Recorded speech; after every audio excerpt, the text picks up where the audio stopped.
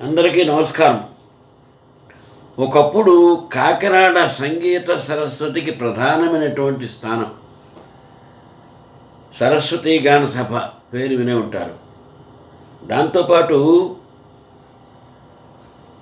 మునుగంటి వెంకట్రావు పంతులు గారు అనేటటువంటి మహావిద్వాంసుడు, ఆయనతో పాటు మునుగంటి పానకాలరావు గారు, వీరిద్దరూ కాకినాడలో సంగీత బోధన చేసేవారు ఉచితంగా.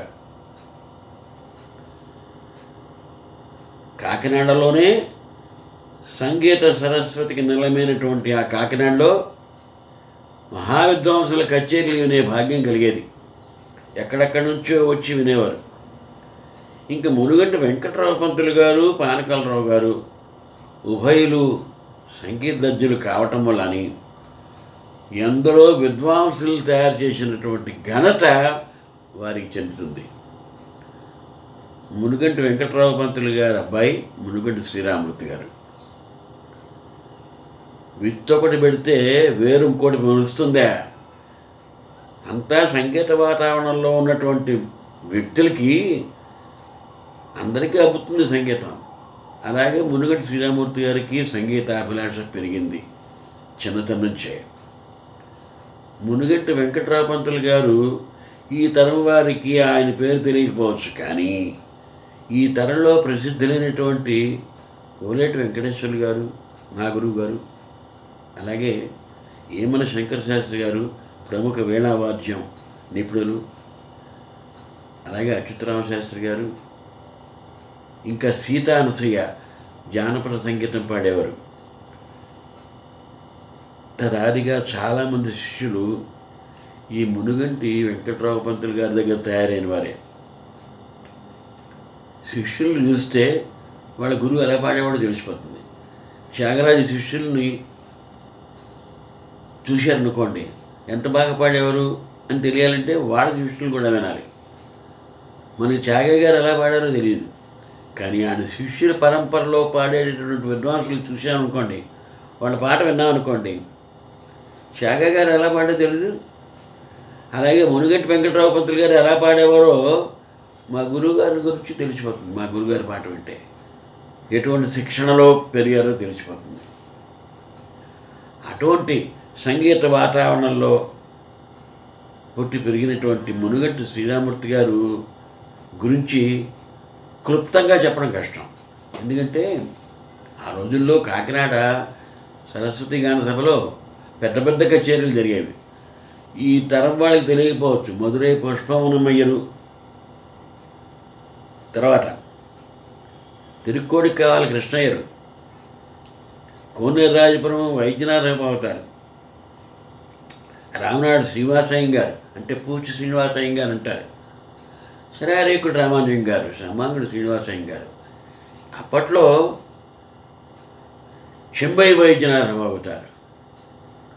వీరితో పాటుగా ఆదిభట్ల నారాయణదాస్ గారి హరికథ ఎటువంటి స్థితిలో ఉండేదో, ఎటువంటి స్థితిలో సంగీత కళని వాళ్ళు ప్రోత్సహించేవారో వినేవారో ఒకసారి ఆశ్చర్యంగా ఉంటుంది వింటే. అటువంటి వాతావరణంలో పుట్టి పెరిగినటువంటి శ్రీరామూర్తి గారు మంచి సంగీత రసజ్ఞుడు. అంటే సంగీతాన్ని కొలవాలి అంటే అర్హతలు ఏమిటి? సద్బుద్ధి, చక్కటి సంస్కారం, వినగలిగేటటువంటి చెవి,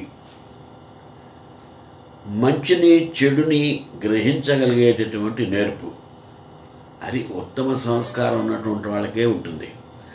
అటువంటి ఉత్తమ సంస్కారం కలిగినటువంటి మునుగంటి శ్రీరామూర్తి గారు గానకళ అని ఒక పుస్తకం ప్రారంభించారు ఎప్పుడో.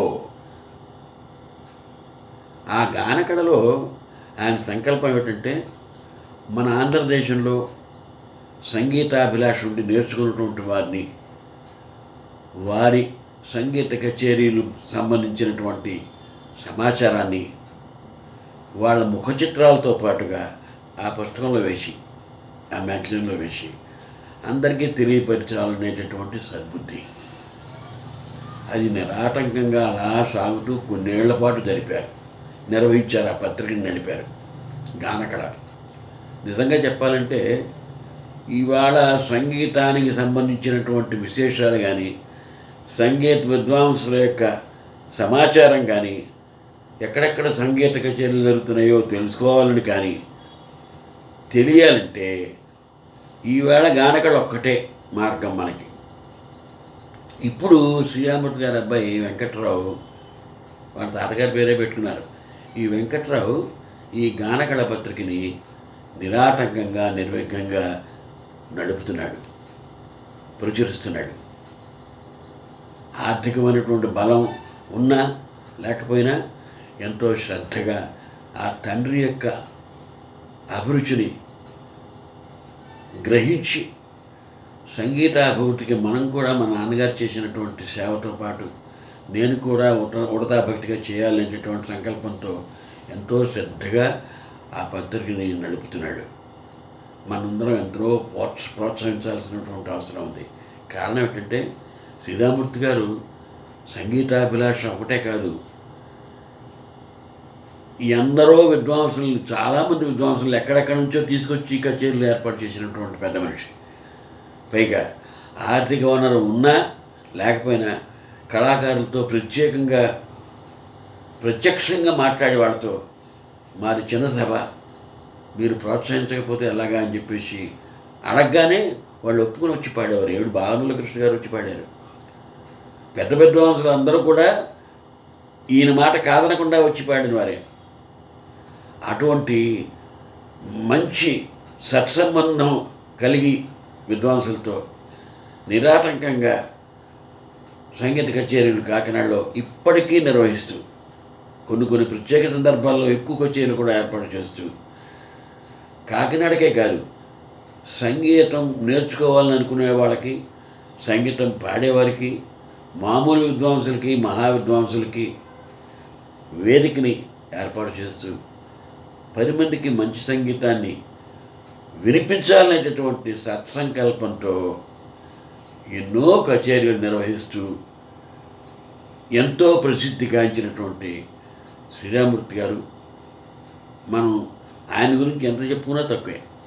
ఇప్పుడు ఆయన అడుగుదాడల్లో ఆయన సంకల్పం నెరవేర్చాలనేటటువంటి సద్బుద్ధితో మునిగంటి వెంకట్రావు ఎంతో శ్రమపడి గానకళ పత్రికను నడపటం, అలాగే కాకినాడలో కచేరీలు కూడా నిర్వహించటం ఎంతో ముదావహం, మాబోటు వాళ్ళకి సంతోషించేటటువంటి విషయం. నిర్విఘ్నంగా అతను సంకల్పించిన కార్యక్రమం జరగాలని చెప్పేసి వేడుకుంటూ భగవంతుడిని సెలవు.